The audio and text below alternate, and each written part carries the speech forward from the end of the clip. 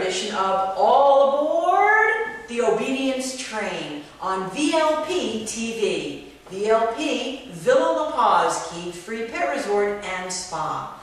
And here with us tonight is Wendi Faircloth. Wendi is an experienced dog trainer and animal behavioral specialist. She's also the Director of Training and the Director of PAWS University for Villa La Paz.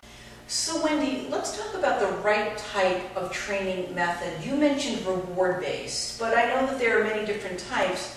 Is there one best method? Let's talk about that. There are lots of methods out there for dog training. Some of the methods out there are correction-based training, where you basically teach the dog what not to do.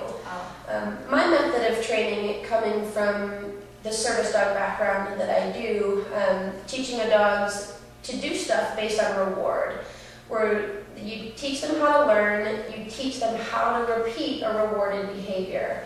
And it creates a problem-solving dog, basically, is what it does. A dog who can think for himself and not just know what not to do, but to actually problem-solve and think about and anticipate on what to do.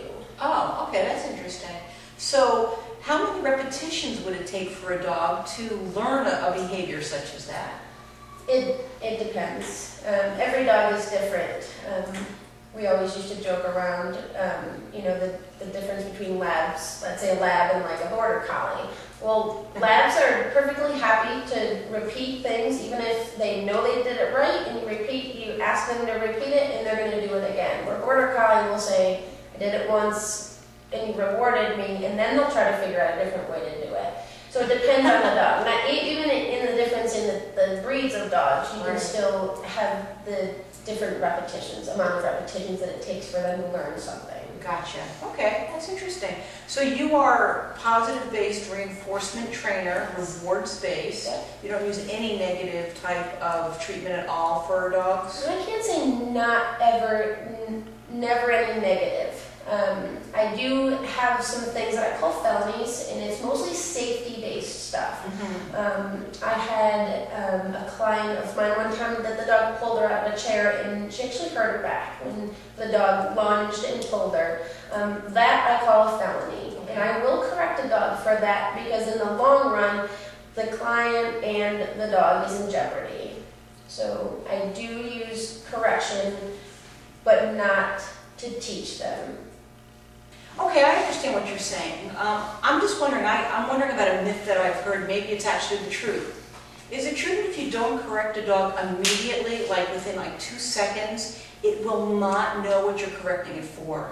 Yes. That is correct. I got it right. That is correct. You know, getting into the garbage or counter surfing or stuff like that, or even a puppy that potties on the floor, it's not the act that you're correcting, it's the fact that the garbage is on the floor, the bread is ripped up all over the floor, or there's potty on the floor. You can take a bag of garbage, put your dog outside, strew garbage all over your kitchen, bring it in. I can guarantee you your dog's going to look guilty when it comes in the house. Oh. It didn't get into the garbage, you did, but the garbage being on the floor, if the dog has been corrected for it, it will associate the garbage on the floor with a correction. Gotcha. Oh, that's interesting. Okay, so the key to effective training, especially in the negative training, or even the positive, is quick reinforcement or negative incentive for doing it again. Yeah. Great, that's good to know. So how about some ideas for finding the right trainer and the right training method for your dog? I would go visit. Whatever trainer you want to go see, visit them and find out if their methods are going to agree with you. If you go to somebody you've heard a lot about and you've seen their dogs out in public, and say that person uses purely negative or just corrective measures, and you don't feel comfortable with that, that's not a place you want to take your dog to have it trained, because you don't believe in it deep down. Gotcha. Wendi is available to be answering your questions about training. If you'll give her a call at Villa La Paz, and the number is on your screen. So She's always happy to help somebody have a better quality of life with their dog through training and to make the dog all that it can be.